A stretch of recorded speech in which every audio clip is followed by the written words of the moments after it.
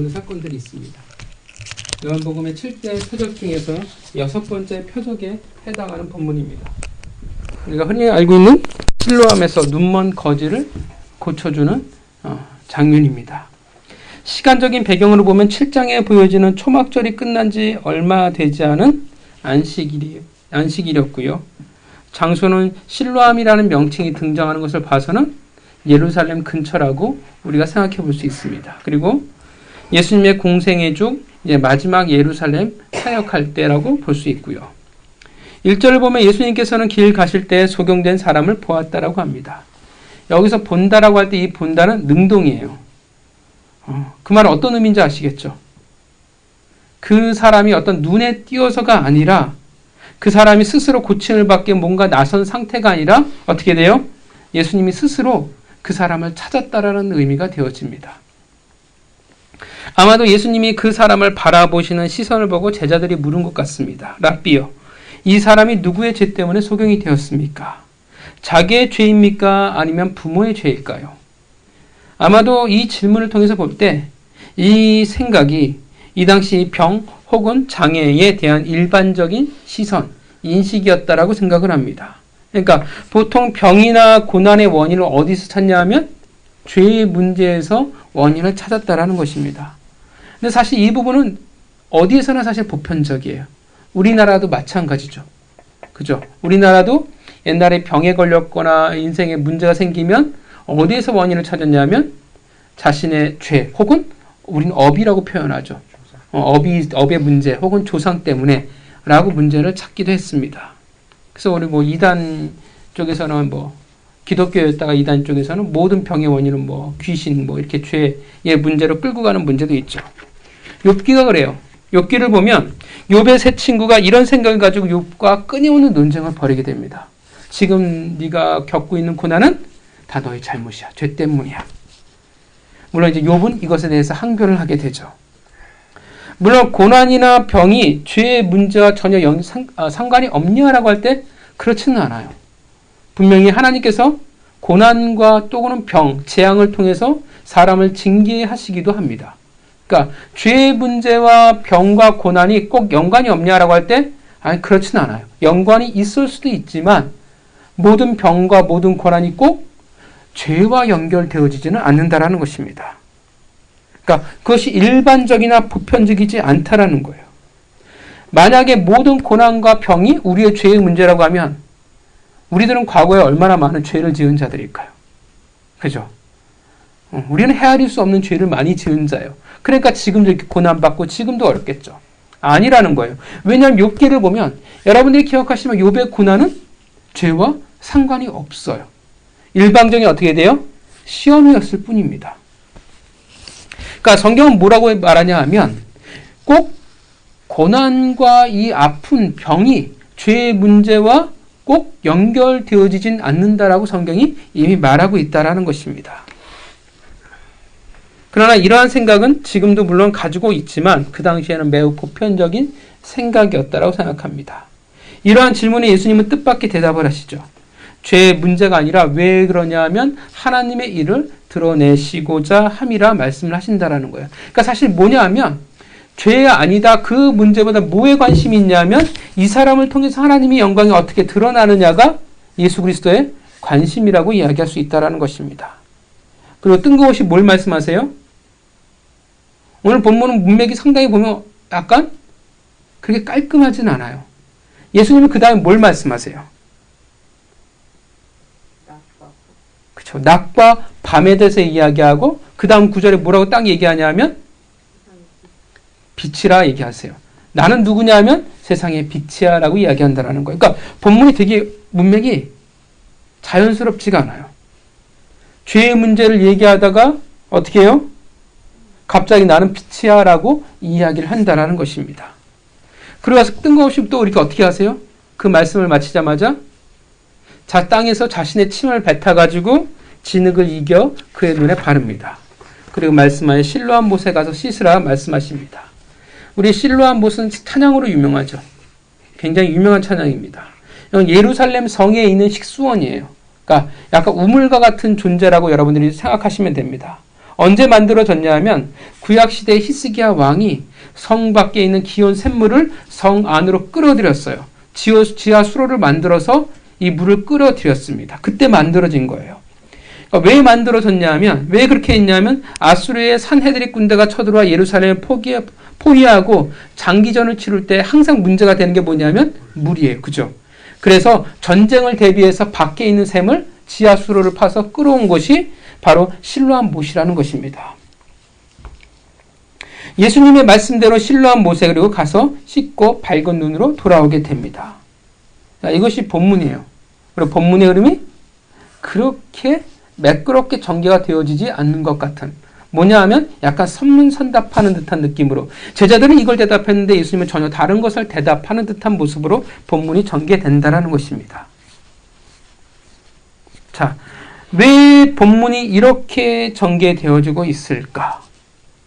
오늘 본문, 이 표적은 분명 우리에게 말하고자 하는 바가 분명히 있다는 것입니다. 무엇을 말하냐면 예수 그리스도가 누구이신가에 대해서 표적이, 그가 어떠한 일을 하시는지에 대해서 우리 표적이 분명히 이야기해주고 있다는 것입니다. 그가 누구라고 오늘 본문이 소개하고 있어요? 빛이라고 소개하고 있습니다. 오늘 본문 그대로 세상의 빛으로 오신 예수 그리스도예요. 왜 빛으로 오신 예수 그리스도를 이렇게 이야기하고 있냐 하면, 왜 9장이 아까 그렇게 전개가 되어지고 있냐 하면 오늘 본문은 8장과 매우 밀접한 관계를 가지고 있기 때문에 그렇습니다. 요한복음 8장 12절에 이렇게 말해요.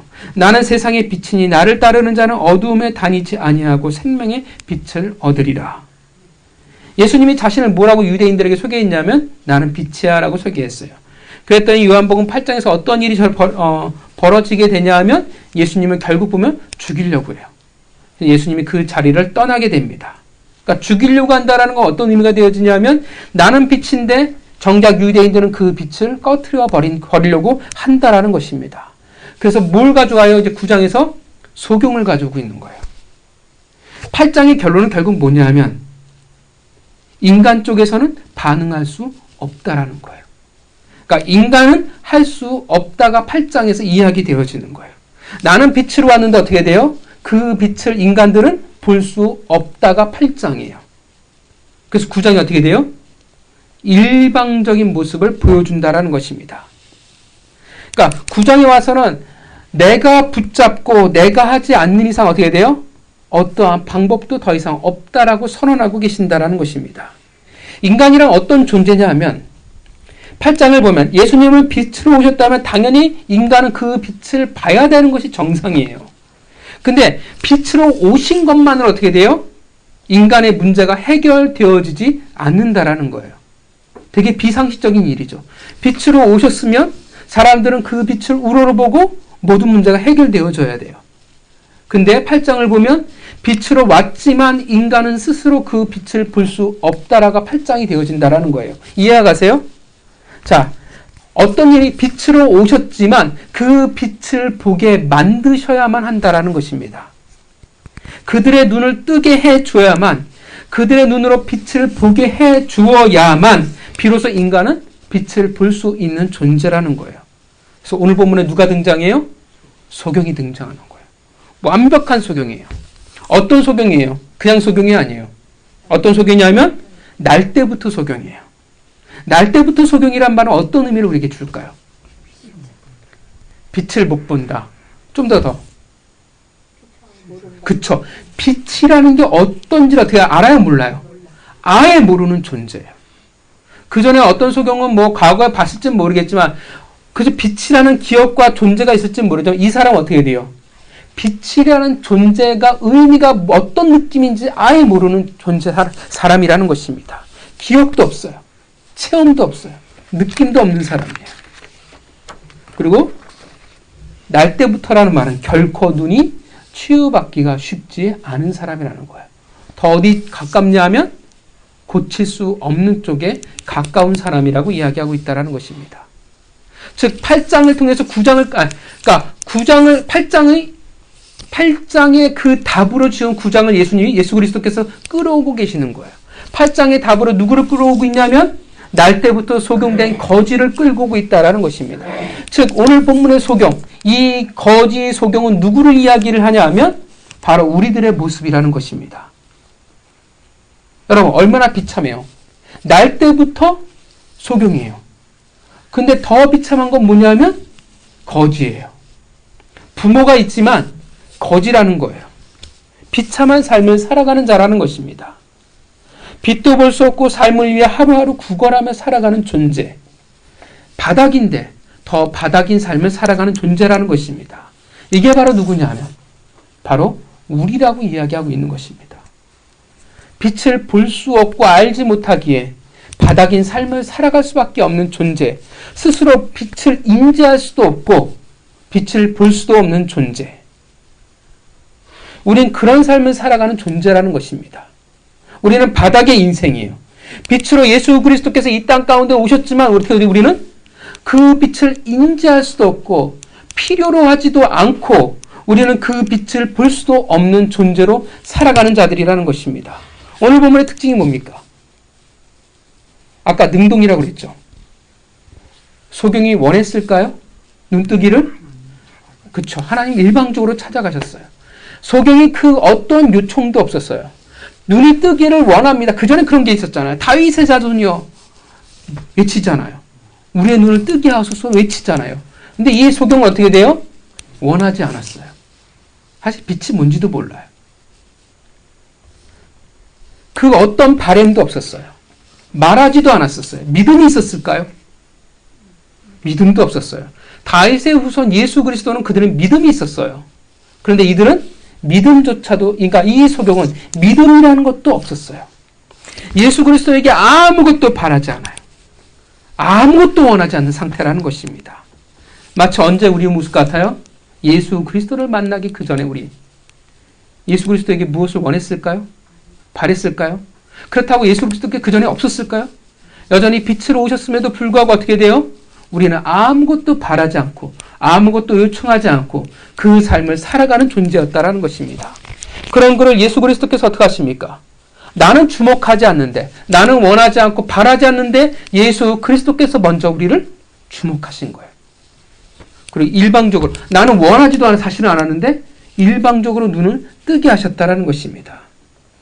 바로 우리의 구원의 모습이라는 거예요. 사실 우리의 구원에 있어서 우리가 한 것이 무엇이 있을까요?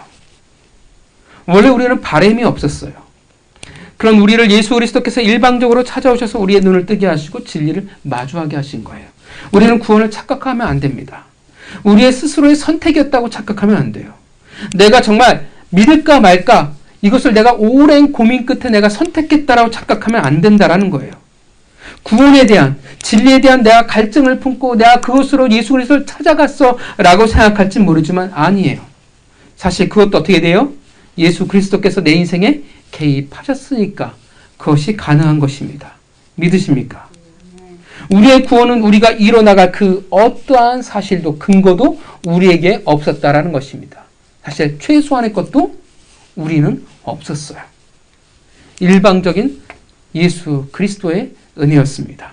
동의하십니까? 우리는 오늘 본문의 거지된 소경과 같은 모습이었습니다. 똑같은 상태예요.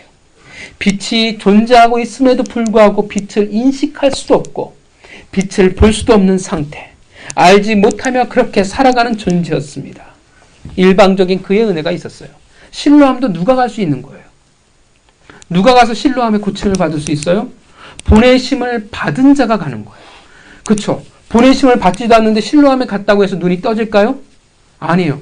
보내심을 입은 자가 실로암의 은혜를 받는다라는 것입니다. 그게 누구냐면 바로 우리라는 것입니다. 예수 그리스도는 빛으로 오셨습니다. 그 빛마저 볼 수 없는 처지에 놓여 있는 우리를 그는 외면하시지 않고 볼 수 있게 해주셨다라는 것입니다. 그 놀라운 은혜가 있는 거예요. 그 8장에 인간은 스스로 빛을 볼 수 없다라는 결론 속에 예수 그리스도께서 9장의 소경을 통해서 우리에게 답하고 계시는 것입니다. 그런데 제가 좀 개인적으로 궁금한 거는 오늘 그 놀라운 은혜, 그 과정에 있습니다. 사실 오늘 이 요한복음 8장은 굉장히 많은 것들을 이야기할 수 있어요. 제가 본 거는 저는 이 요한복음 8장을 보면서 개인적으로 어렸을 때부터 궁금했던 부분을 오늘 같이 나누고자 합니다. 저는 그 과정을 같이 좀 더 이야기해 보고 싶습니다. 왜 진흙을 이겨 눈에 붙이게 하셨습니까? 보통 그 전에 어떻게 할 수도 있어요. 그렇죠? 그렇죠. 침으로 할 수도 다른 본문을 보면 침으로 한 적도 있고요. 어떤 사람은 그 명령으로만 끝낼 수도 있고요. 안수로 해서 끝낼 수도 있고요. 어떤 사람은 옷자락으로 닿은 것만 해도 병고침을 받아요. 근데 왜 이렇게 귀찮은 과정을 겪을까요? 사실 진흙에 침을 넣어서 진흙을 이긴다라는 게 상당히 비위생적인데 누가 와서 침으로 이긴 진흙을 제 눈에 붙인다고 하면 사실 저는 그렇게 은혜롭게 느껴지지는 않을 것 같은데요. 두 가지 정도의 의미를 생각해 볼 수 있습니다. 일단 영적인 의미를 생각해 본다고 하면 진흙은 무엇을 의미할 수 있냐면 비참함, 낮아짐 혹은 죽음을 이야기할 수 있습니다. 죽음의 순간 우리 인간은 흙과 하나가 되어집니다. 예수 그리스도께서 흙과 하나가 되는 순간이 어떤 의미가 되어질까요? 십자가의 사건이 되어지겠죠. 곧 죽음의 이유를 지금 이야기하고 있다라고 말할 수 있습니다. 내가 왜 죽어야만 하냐 하면 왜 내가 흙과 같이 되어져야 하냐 하면 바로 소경된 너의 눈을 뜨게 하기 위해서 빛을 보게 하기 위해서 내가 흙과 하나가 되어야 된다라는 그런 목적, 의미를 생각해 볼 수가 있습니다. 물론 어떻게 점프라고 생각할 수 있을지 모르겠지만 저는 꽤 타당한 이유가 되어진다라고 생각합니다. 그러나 제가 또 다르게 생각하는 의미는 3절입니다. 3절을 좀 같이 읽어보겠습니다. 시작. 예수께서 대답하시되 이 사람이나 그 부모의 죄로 인한 것이 아니라 그에게서 하나님이 하시는 일을 나타내고자 하십니다. 3절 하나님이 하시는 일을 나타내고자 하심이라는 말씀을 통해서 또 다른 방향으로 측면으로 생각해 볼 수 있을 것 같습니다. 지금 이 모든 하는 일이 어떤 일이라고 지금 말하고 있어요? 하나님이 하시는 일을 나타내고자 하는 표적 혹은 흔적, 은혜, 체험이 되어진다라는 것입니다. 우리가 잊지 말아야 하고 기억해야 할 것은 이 소경은 지금 어떤 자예요? 믿음이 없는 자예요. 그리고 그 어떠한 요청도 주님께 하는 자가 아니라는 거예요. 이는 믿음으로 병이 낫는다라는 개념을 알까요? 모를까요? 몰라요. 그런 그에게 갑자기 나타냈어요. 그리고 그로 하여금 낫게 해준대요. 물론 뒤에를 보면 예수라는 이름을 알아요. 그것을 통해서 자기를 소개하신 것 같은데 소개한다 한들 그가 신앙으로 그것을 받아들일 수 있다라고 생각되어지지 않는다라는 거예요. 그리고 예수 그리스도께서 어떻게 치유가 되어지는 건지 말씀으로 치유된다라는 것도 상상할 수 없는 일이고요. 지금 낫게 해준다고 하는데 그것을 무엇으로 믿을 수 있게 해주느냐? 지금 그가 나를 낫게 해준다고 있다는 것을 내가 어떻게 인지하고 어떻게 느낄 수 있느냐? 뭔가 필요하다라는 거예요. 왜 뭔가 필요하냐면 믿음이 없으니까요. 뭔가 필요할 수밖에 없다라는 것입니다. 흔적이 있어야 돼요. 표적이 있어야 돼요. 사인이 있어야 돼요. 옛날 기도원도 그랬잖아요.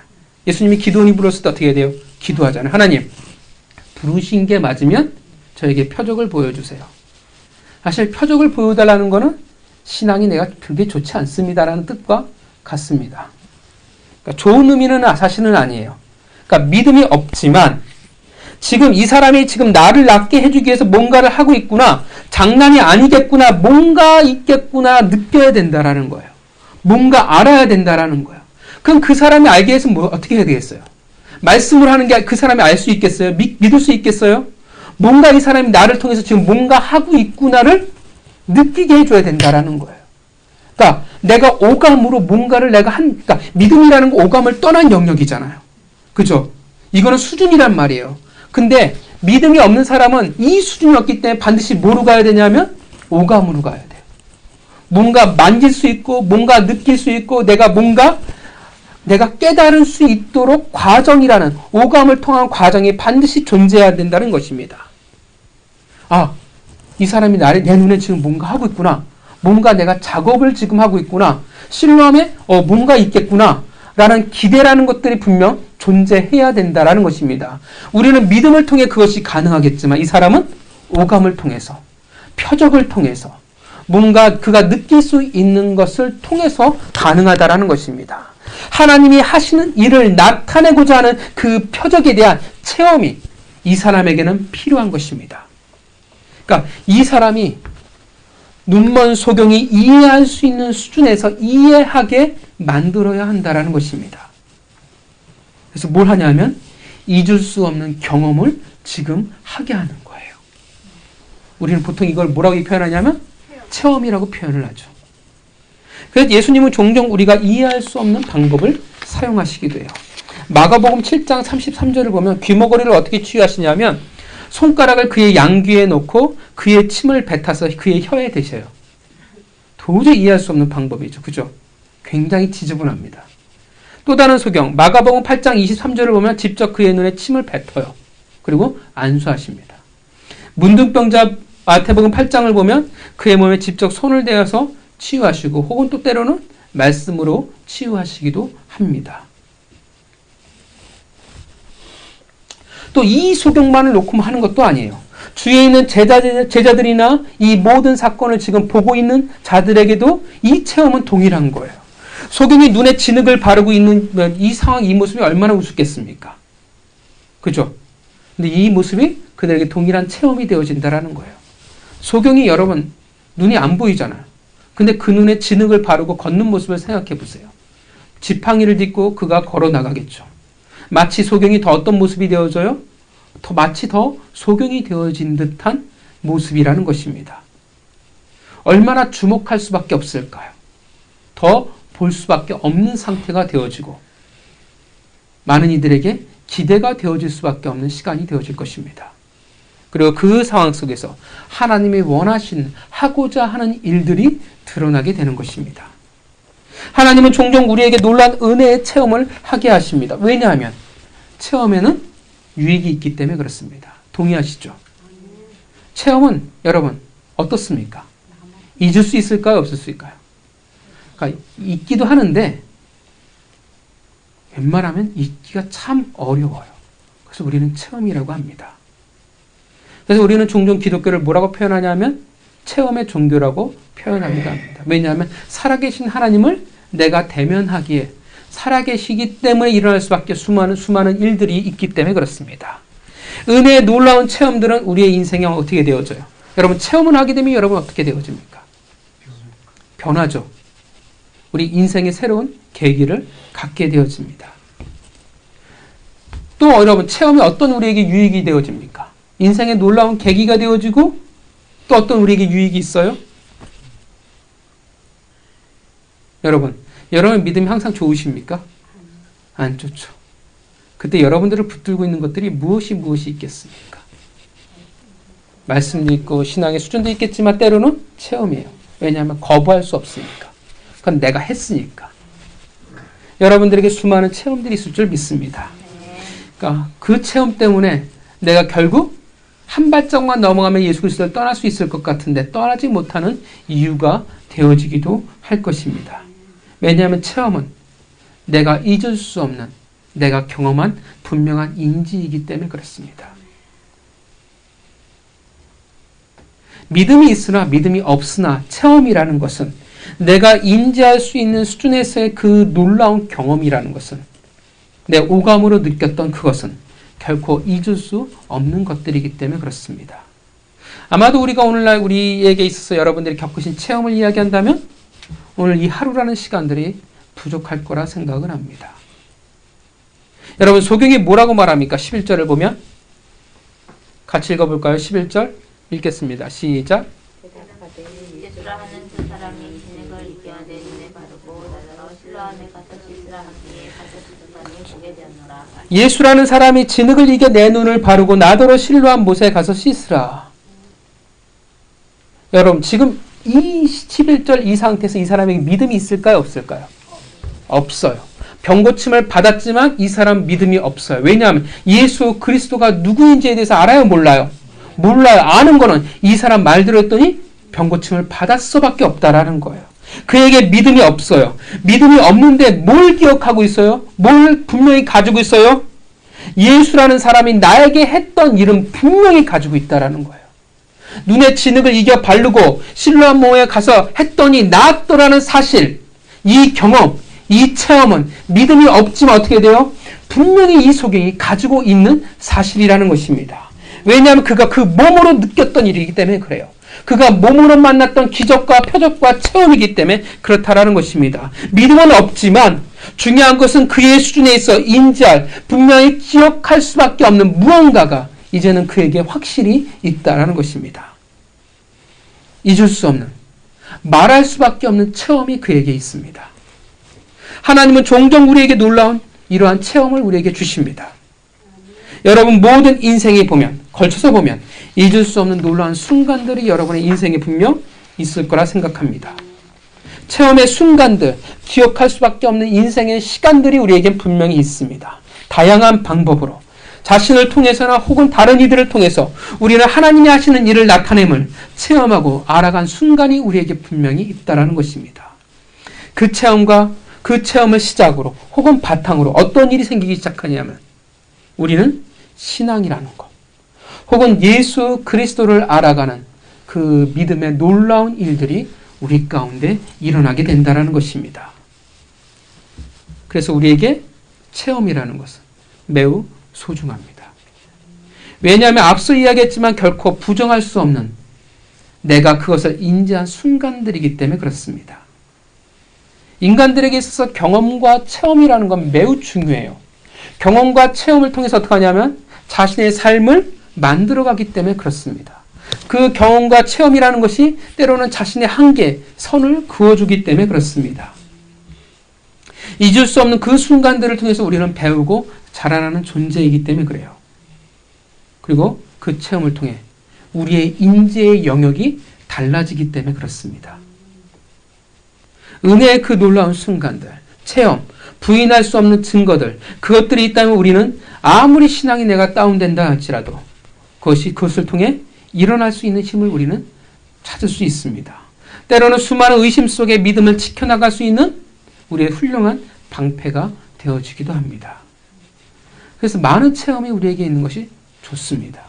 잊을 수 없는 순간들. 물론 그 수준에 따라 그 체험의 내용이 달라지기 시작합니다. 믿음이 연약할 때는 어떻게 돼요? 적을 때는 극적인 순간, 기적, 표적, 하나님 뭔가 내 앞에 콱 나타나는 것, 나를 고쳐주시는 것, 이런 것이 나에게 흔적과 체험이 되어질 가능성이 커요. 그런데 성숙해져 나간다면 좀 내용이 달라집니다. 어떤 것들이 신앙의 흔적과 체험이 되어져요? 하나님을 다양한 모습으로 만났던 모든 순간들. 그렇게 내가 말씀을 통해서 만났던 그 하나님의 모습이 때로는 내 인생을 좌지우지하는 큰 체험이 되어지기도 합니다. 때로는 기도를 통해서, 찬양을 통해서, 혹은 내가 하나님의 사람으로 열심히 살아감을 통해서 우리는 수많은 체험을 받게 된다는 것입니다. 물론 이건 수준이 좀 있어야 되겠죠. 네.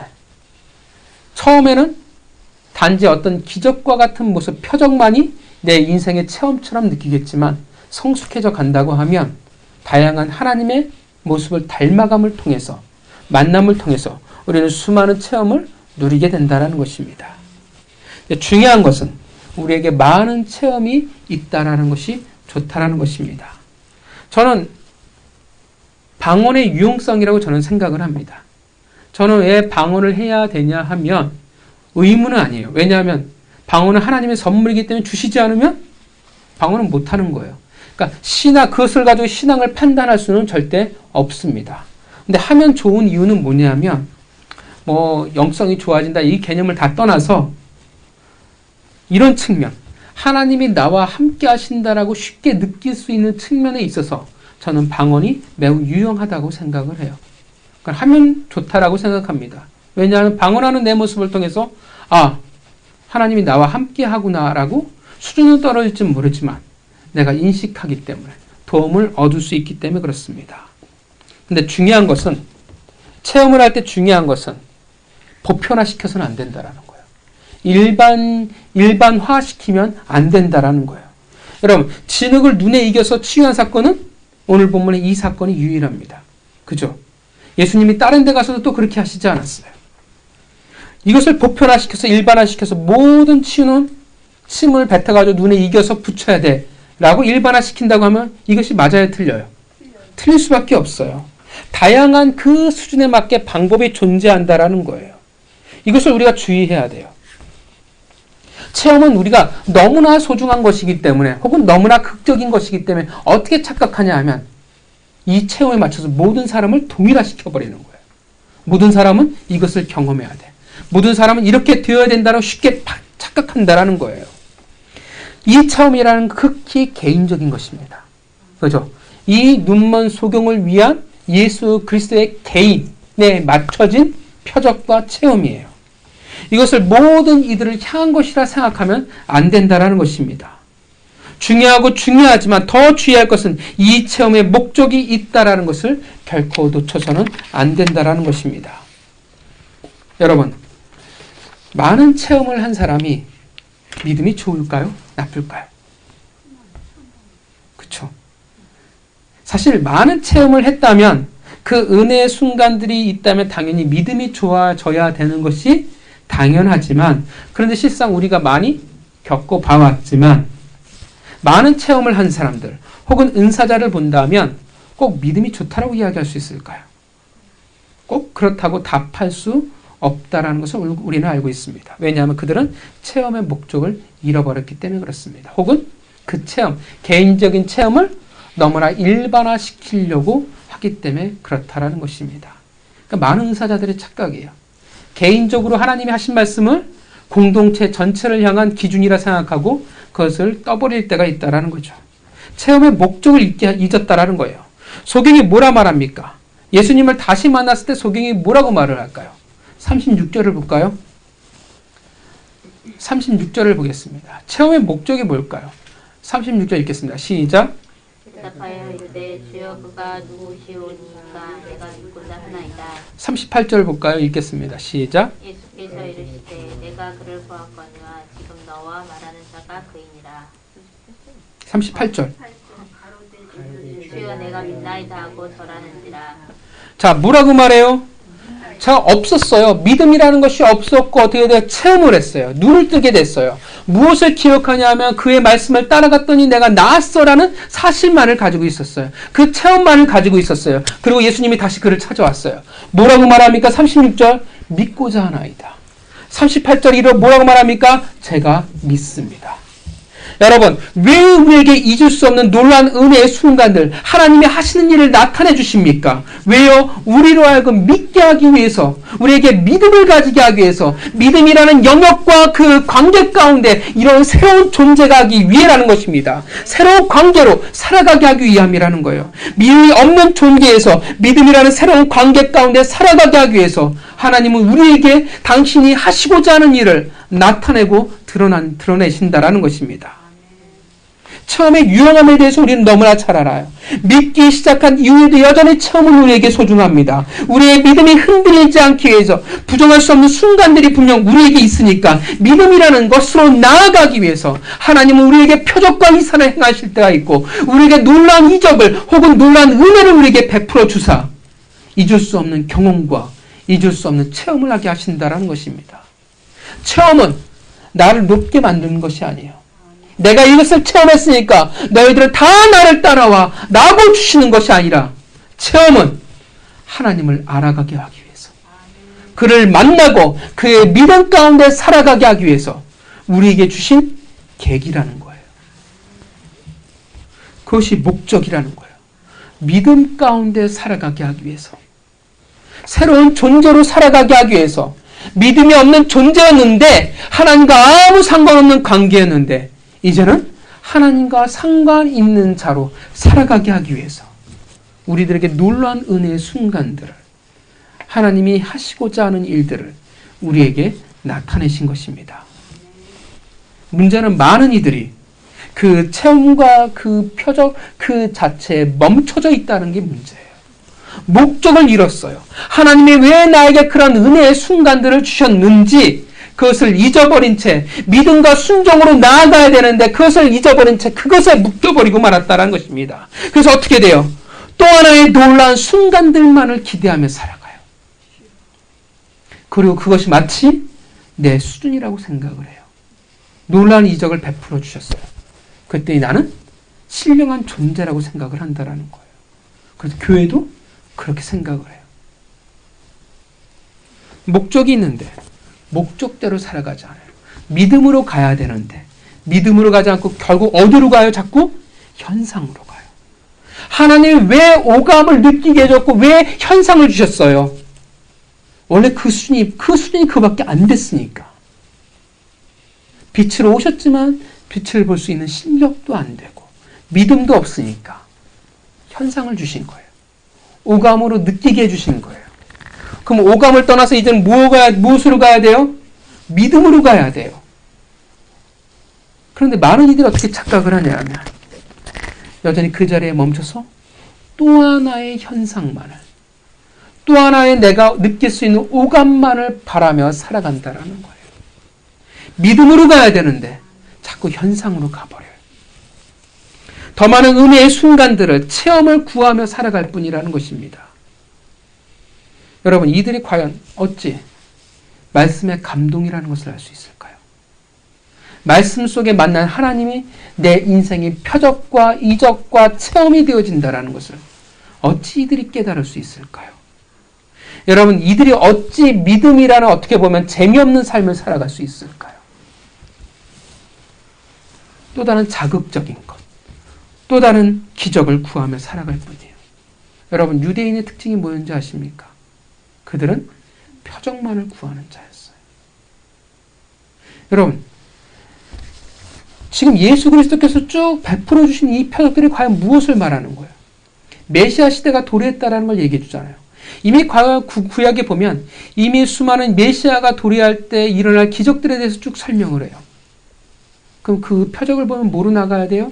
깨닫고 하나님으로 예수 그리스도로 나아가야 돼요. 근데 유대인들은 계속 무엇만을 구하냐면 또 다른 기적과 이적, 표적만을 구했다라는 것입니다. 많은 신비한 체험만을 하려고 한다라는 거예요.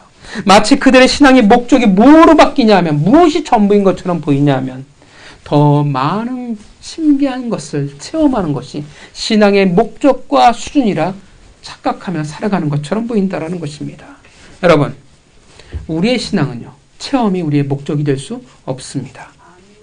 우리의 신앙의 목적은 어디로 가야 돼요? 믿음이에요. 우리가 경험했던, 우리가 체험은 다 징검다리일 뿐이라는 것입니다. 눈을 뜨고 진흙을 발랐다는 것은 그것이 사실 전부여서가 되어서는 안 된다라는 거예요. 체험한 것이 전부가 되어서는 안 되고 그것이 절대적인 성이 되어서도 안 되는 것입니다. 그 모든 것은 연약한 수준이 낮은 나를 이끌어 주시고 흔적을 주시는 하나님의 놀라운 은혜의 흔적이라고 생각해야 돼요. 과정이라고 생각해야 한다라는 것입니다. 과정이 있다라는 것은 내가 가야 할 곳이 있다라는 거예요. 우리는 믿음으로 가야 합니다. 사랑하는 성도 여러분, 예수 그리스도는 빛으로 오셨습니다. 그것을 보지 못하는 비천한 삶 가운데 살아가는 우리의 눈을, 사실 우리는 원하지도 않았는데, 바라지도 않았는데 우리의 눈을 뜨게 하셨습니다. 그렇게 하시기 위해서 우리에게 잊을 수 없는 놀라운 은혜의 순간들을, 여러분 각자에게 표적과 이사를, 체험을 가지게 하셨습니다. 사랑하는 성도 여러분, 많은 체험들이 여러분들에게 있기를 원합니다. 하나님이 하신 일을 나타내고자 하는 많은 경험들이 여러분들에게 풍성하게 있기를 바랍니다. 그것이 연약한 우리를 견고히 붙잡아 줄 것입니다. 결코 여러분이 걸어가는 그 길을 부인할 수 없게 만들어줄 소중한 안전장치가 되어줄 것입니다. 그러나 바라기는 또 당연히 단지 극적인 치유나 기적만이 아니라 그 체험의 넓이와 깊이에 있어서 여러분, 현상이 여러분의 전부가 아니라 말씀을 통해서 여러분의 하나님의 그 놀라운 은혜를 통해서 더 풍성한 체험이 있기를 바랍니다. 여러분들의 소소한 삶에서 느끼는 은혜들이 여러분들의 체험의 넓이와 깊이가 되어지는 수준이 되어지기를 바랍니다. 그리고 여러분, 그 모든 것이 여러분의 믿음이 되어지기를 원합니다. 하나님과의 깊은 만남과 하나님과의 깊어지는 수준이 되어지기를 바랍니다. 그렇게 한 주간 표적과 이사와 기적을 바라며 살아가는 삶이 아니라 여러분의 삶이 빛으로 오사 하나님이 하시고자 하는 놀라운 많은 일들을 체험함으로 말미암아 하나님과 예수 그리스도와 더불어 더 깊은 믿음의 교제 가운데 살아가기를 주님의 이름으로 축원합니다. 같이 기도하겠습니다.